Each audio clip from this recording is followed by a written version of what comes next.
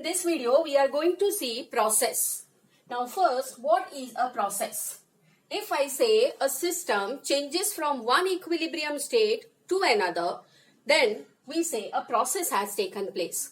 The other word what we say is the transformation. When a system changes from one state to other, we say a process has taken place. So what is a process? Process is the transformation of a system from one state to another. Now when I say a system is undergoing a particular change, then I say it is undergoing a process. So what I can say is transition from one equilibrium state. Transition from one equilibrium state to another, then a process has taken place. It may be because of expansion, it may be because of compression, it may be because of heat gain or heat loss, then we say a process has taken place. So what is actually a process? It is a transition from one equilibrium state to another, then we say a process has taken place. Now when a process takes place, there are some conditions that the first thing we consider the macroscopic properties, that is P, V, T and C. When a process takes place, one out of this, when it changes, say for example, when pressure changes, there is an effect on its volume. So when I will see the pressure and the volume changes, rest of the particular factors, they remain constant. So automatically the other gets set. Now as seeing the factors what we are seeing here, one of the factor when it remains constant, then we classify process in various types. So what is process? It is just a transition. Now when this transition takes place at a particular constant macroscopic property, then we classify process in nearly 7 types. Now what are they? We will study one by one. The first type of the process is isothermal process.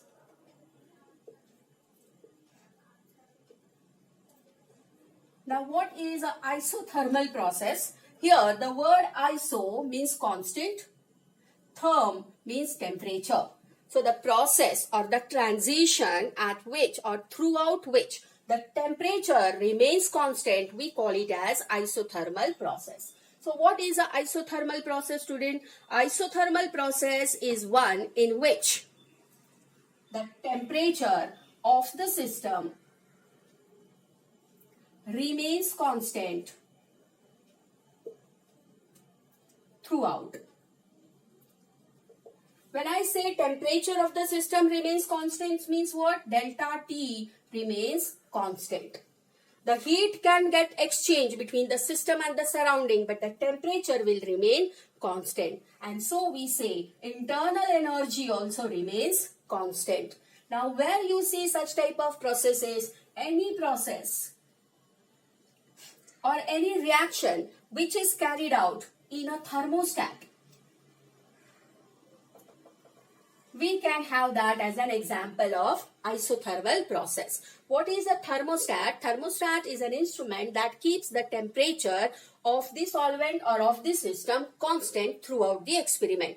If thermostat is not available, usually we carry out the reactions or carry out the processes in boiling water where the temperature is maintained at 100 degrees Celsius. So that way also you can have a thermostat. So what is a isothermal process? Isothermal process is a process where the temperature of the system remains constant throughout the process. Delta T and delta U, they remain constant, and here the process or any reaction which is carried out in a thermostat can be the best example for isothermal process.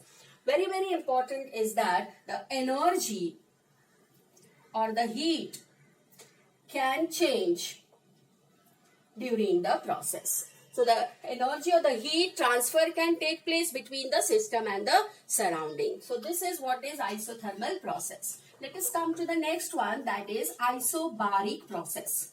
The second, isobaric. Bar is from the word barometer and that means the pressure.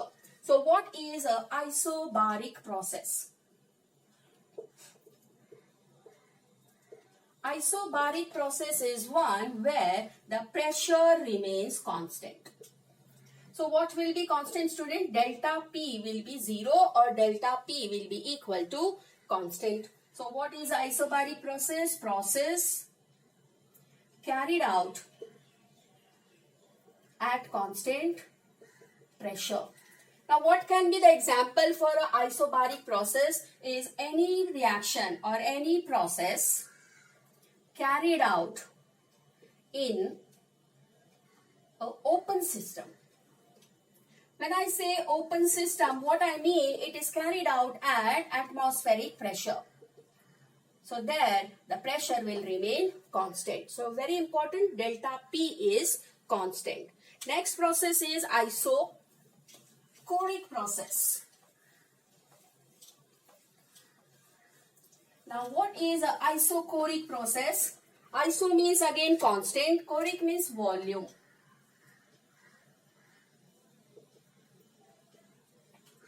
So what will remain constant here is delta V remains constant. So process in which the volume of the system remains constant. So what can be the example here, student? Example can be any reaction which is carried out in a closed system. Closed system which is fitted to a tightly fitted piston which in the cylinder. So this can be an example of isochoric process. Next is adiabatic process. What is an adiabatic process? You know what is adiabatic means. Adiabatic means insulated or isolated.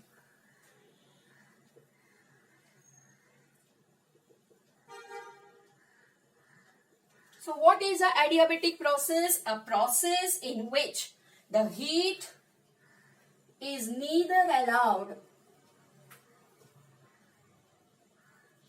to enter or to leave the system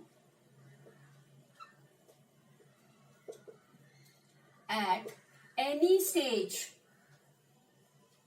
of the reaction. Means what, student? What will remain constant? If heat is neither allowed to leave the system nor it is allowed to enter the system, so means Q remains constant. So heat remains constant. What other things happens in an adiabatic process? To understand that, let us see a thermos flask. If I say this is a thermos flask in which the reaction is carried out in a test tube. Now, if the reaction is exothermic, then what will happen? It will release energy. Now, when it will release energy, what will happen to temperature? Temperature will increase. So, very important, in exothermic process, temperature will increase. If it is an endothermic process, then what will happen? If it is endothermic, then it will take the heat from here inside. So what will happen to the temperature here will fall down. So in endothermic process, temperature will decrease. I'm talking about an adiabatic process. So what changes during an adiabatic process? That temperature can increase or decrease in an adiabatic process. So let us write that point here. That first point is Q is equal to 0. Second point is temperature can increase or decrease in adiabatic process. Major difference between isothermal and adiabatic process is that in isothermal process temperature remains constant but heat can get exchanged, while in adiabatic process temperature can increase or decrease but heat remains constant. This is very, very important. Those 2 points are also important, that in exothermic temperature increases and in endothermic temperature decreases. So this is about adiabatic process. What can be the example of adiabatic process? Any reaction or any process which is carried out in an insulated vessel, insulated or isolated vessel. Best example of insulated or isolated vessel is our earth, because the energy, you know that it cannot be created nor be destroyed, so the total energy of the system remains constant. So that is the best example. The next type of process is cyclic process. Now what is a cyclic process? When a system starts from a point, undergoes a number of changes. Cyclic process, when a system starts from a point, undergoes a number of changes and returns back to its initial state, then we say it is a cyclic process. Let us take an example of cylinder and piston. If I take cylinder piston in this way, this is the initial position of the volume. If I compress the gas, volume will come to this position, this, it will simultaneously go on decreasing, and after this stage, it returns back to its original state, means it is coming back to this. What do you think will remain constant in a cyclic process? For that, cyclic process is one where the system starts from a point, undergoes a number of changes, and returns back to its original state. That is a cyclic process. Here you can see, if I say this is its volume V1, it is undergoing changes and it is coming back to its initial change. Means what is remaining constant? Volume remains constant. Internal energy also remains constant, right? So it is coming to its original position. So I can say both the factors, they remain constant in cyclic process.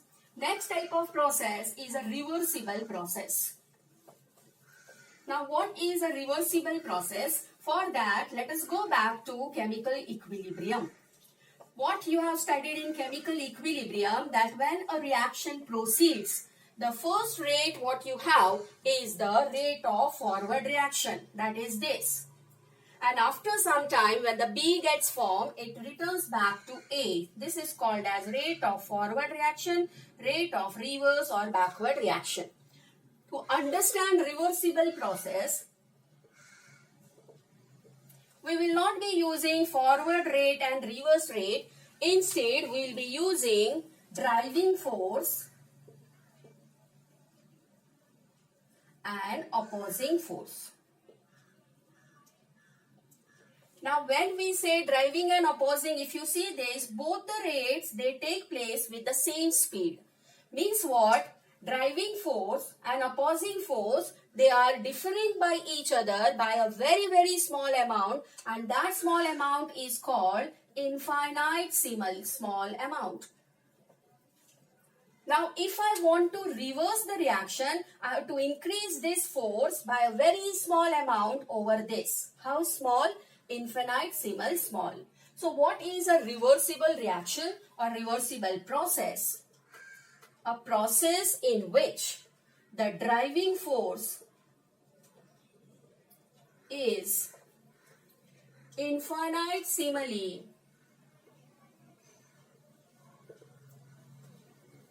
greater than the opposing force, and the mode of the reaction. What is the meaning of mode? Is direction. And the direction of the reaction can be reversed. What is the meaning of reversed? Means you can reverse the reaction. How you can reverse the reaction? By increasing the opposing force over the driving force. So can be reversed by increasing the opposing force over driving force by infinitesimal small amount. So what it means, if A goes to B and B goes to A back, will the reaction reach to completion? So what is the characteristic here? The reactions, they are very, very slow, and therefore they never go to completion.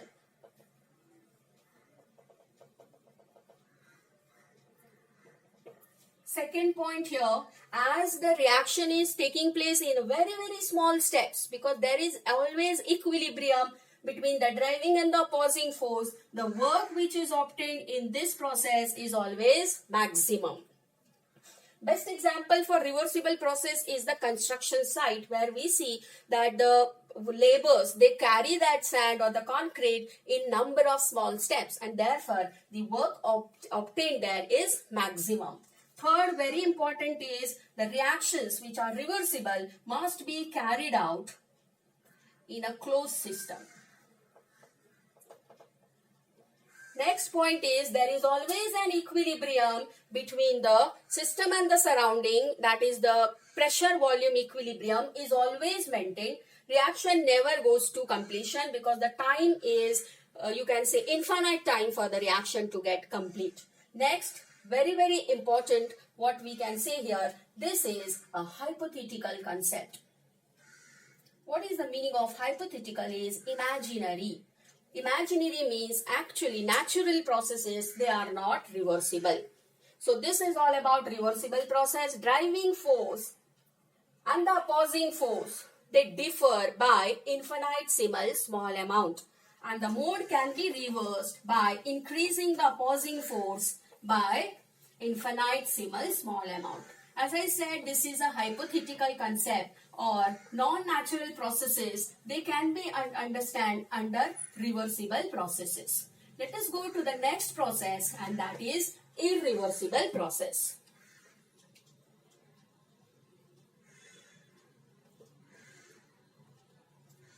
What is an irreversible process? If I say A goes to B, B will not come back to A.